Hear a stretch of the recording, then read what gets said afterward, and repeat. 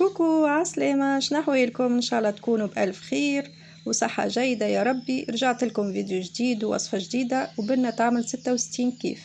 اليوم باش نحضروا مع بعضنا مرقة جلبانة تونسية بالدجاج، حاجة ياسر بنينة. وقبل كل شيء نصليوا على النبي، اللهم صل وسلم على سيدنا محمد وعلى آله وصحبه أجمعين. شهر رمضان على أبواب، ربي متعنا بالصحة وإن شاء الله ربي يتقبل منا صيامه وقيامه يا ربي. ولهنا باش نبداو مع بعضنا.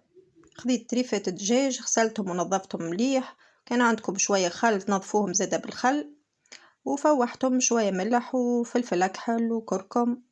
خذيت شطر مغرفة كركم على الأقل شوية، ومغرفة فلفل زينة يعني فلفل أحمر، وشطر مغرفة تابل. أنا الدجاج ديما نفوحو بالتابل يعطيه نكهة بنينة. هاكا حطيت شطر مغرفة هاكا هاو. تو نخلطوهم هكاكا باش يشرب الفايح متاع الفاحات الكل اللي حطيتهم معناها. وتوا نحلو طماطم معجونة في شوية ماء، حطيت مغرفة ونص طماطم. إذا كان نتوما عائلتكم أصغر تنجموا تحطوا مغرفة واحدة طماطم معجونة معناها. هكا هو لهنا باش نحط كاس زيت، شطر زيت زيتونة وشطر زيت قطانية معناها تخلطوا. كان عندكم زيت قطانية تحطوا زيت قطانية صافي معناها. كاس ديوراليكس هذاك كاس 100 مليلتر. وتوا نصبو ونخليوها هكاكا تتقلى شوية دجاج، تقليو بالباهي بالباهي حتى يتبدل لونهم. ونحطو معاهم البصل هكا، ونقليو البصل مع بعضهم هكاكا، خليهم يتقلاو وردوا بالكم مخليوش البصل يتحرق، دوب يتقلى شوية ونحطو معاهم الطماطم تتقلى معاهم.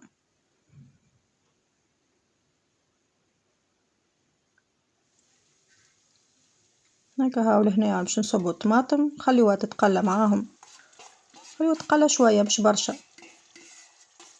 ماذا بينا ديما نقليو الطماطم تاعنا على نار هادية. نحب نقول لكم حاجة البنات، راهو الماكلة الزمنية التونسية سرها التقلية، يعني التقلية في حد ذاتها سر من أسرار الماكلة الزمنية. فما ماكلة صحية وفما ماكلة زمنية معناها، وكل واحد كيفاش يحب يطيب حاسيلو هاكا، ما تقولوش دبر علينا هاكا.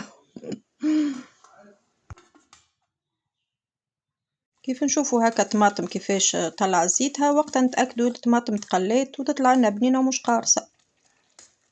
هاكا كيما تشوفوا لين نوصلوا للقوام هذا.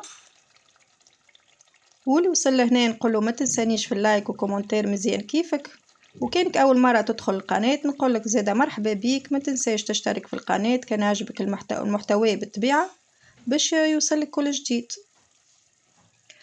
وتوا بعد ما تقليت الطماطم متاعنا باش نمرق الطنجره، وماذا بينا ديما نمرقو بالماء السخون، ما نصبوش الماء فوق الدجاج طول معناها نحطو على جنب باش الفاح اللي حطيناه في الدجاج والتقليه البنينه ما تهربش. وتوا باش نحط الجلبانه متاعي تغلي مع الدجاج.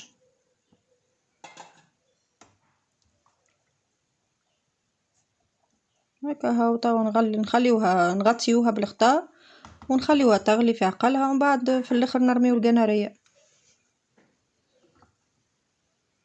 لهنا باش نوريكم حاجة البنات، الاوراق هذوما متاع القنارية ما تلوحوهمش. شوفوا هكا الصغار اللي ما تحبش القنارية تعطيوهم هكا ينكشوهم باهية. هذيك الطنجورة من فوق هذيك الفوقانية ياكلوها باهية برشا، خاطر فما برشا ناس يطيشوهم معناها هما بنين على الاخر. هاك عطيتكم فكرة. الله غالب لهنا السيكونس تفسخت لي ما لقيتهاش كيف رميت القنارية. فما حتى مشكلة، هاكا وريتكم نظفتها ورميتها تغلي.